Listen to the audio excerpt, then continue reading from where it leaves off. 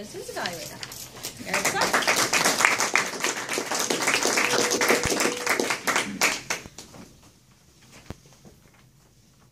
Play us a song, you're a piano man. Play us a song tonight. That was great. I really appreciated that. I love Billy Joel. Love the piano. It brought back a lot of thoughts and memories to me. Love to get a Steinway. Wouldn't that be awesome?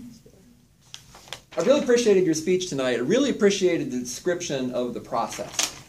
You know, I don't know about you, but I'm the kind of person who needs processes for things. You know, I can't like kind of wing it naturally. I need to have the processes. After a while, they become natural, but I really need those processes. And you did a great job of describing that process, especially how the objections were handled, the details of those objections. That was a very useful description to me. You were very persistent, and you showed how he was persistent. I really liked how you talked about cold calls. Now, we kind of have a general idea about what cold calls are, but I mean, I'm not a sales guy, so I don't know the details. I don't know how it's different from other sales type assignments. So I really thought you did a great job of describing cold calls and differentiating them from other similar things that I could get confused about.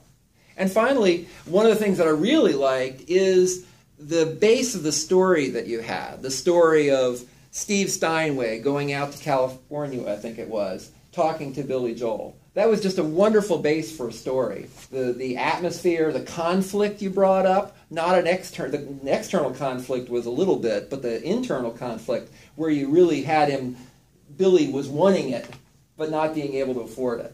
So I thought that that was very, very powerful. A couple of small suggestions.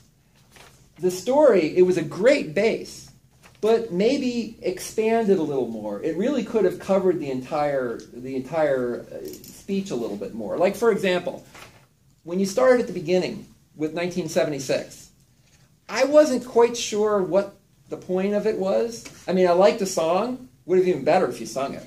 Wouldn't that have been awesome if you'd sung it? Yeah, come on. Give it up for Kevin. Yeah. Maybe you could have even tied that in a little more, because it wasn't entirely clear to me kind of what the point of that was. Why did we go to Philadelphia? So you might want to think about that. Another thing is to echo with what Jim was just talking about, is stage usage. This is a fairly advanced topic, but Kevin is a fairly advanced speaker. So given that the 1976, for example, was important, one thing you could have done is to start out here in 1976 and then say, but let's go back in time to 1972. And now I'm back on the timeline a little bit. And then I could move forward or have different spots for parts of the story. So that can really help illuminate where you are in the story in people's minds.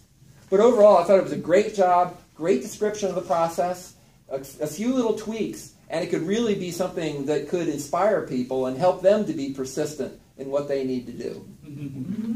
Ms. General Riley?